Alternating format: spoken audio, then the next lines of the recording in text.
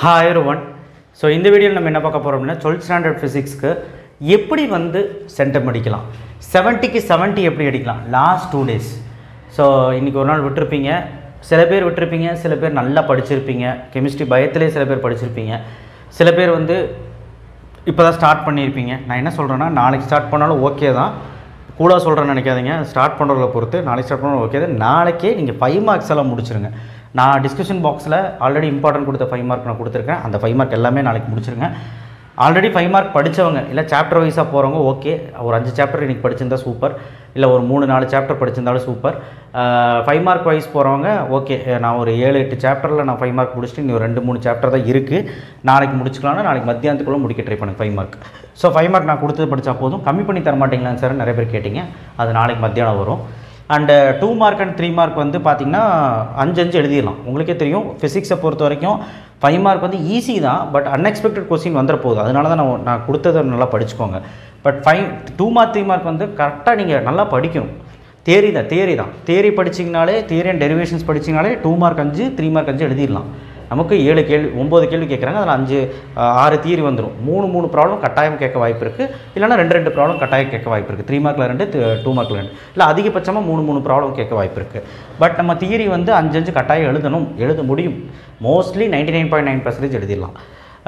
So அது வந்து நம்ம கொஷின்ஸ் போதுமானு கேட்டோன்னா நம்ம கொஷின்ஸ் போதும், அதையும் கீழே டிசிஷன் பாக்ஸில் வைக்கிறேன்.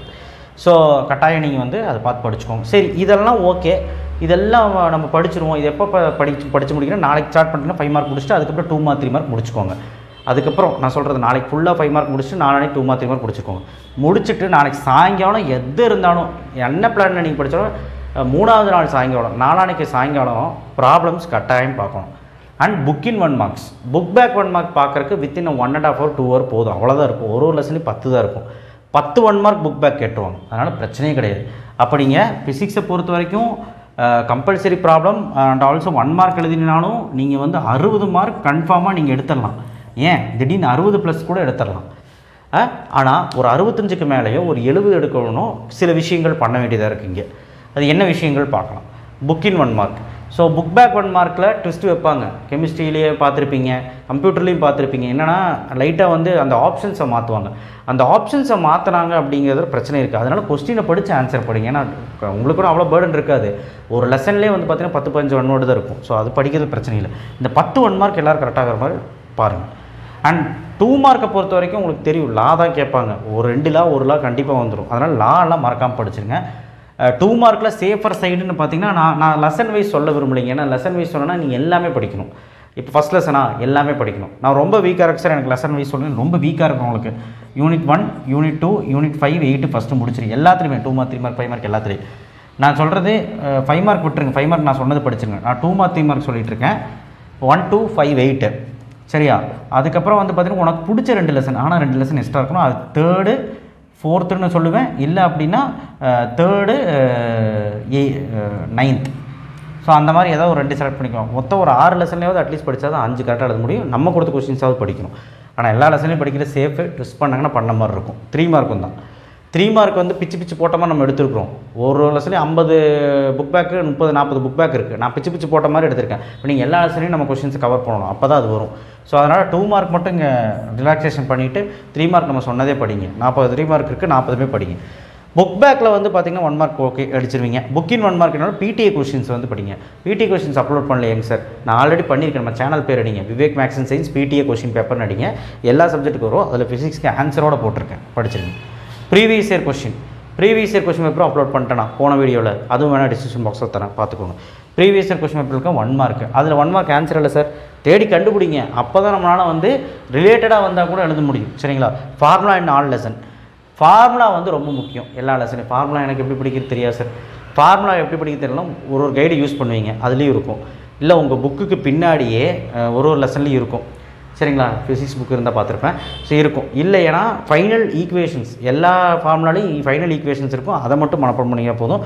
முக்கியமான ஃபார்முலா மனப்பாடம் பண்ணாலும் ஓகே தான். ஏன்னா ஃபார்முலா வச்சு ரிலேட்டடாக ஒரு சம்மு கேட்பாங்க, டேரெக்டாக சப்ஸ்டியூட் பண்ணுற மாதிரி கேட்பாங்க. இப்போ எக்ஸாம்பிளுக்கு I = Q/T, Q தந்துடுவா, T தந்துடுவோம், I கண்டுபிடிச்சா ஆன்சர், அந்த மாதிரி கூட கேட்பான்.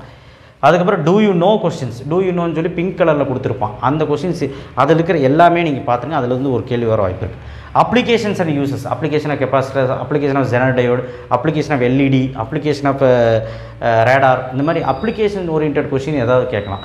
அப்ளிகேஷன் ரீட் அவுட் மட்டும் பண்ணிக்கோங்க, அதுலேருந்து ஆப்ஷன்ஸ் எழுதிடலாம்.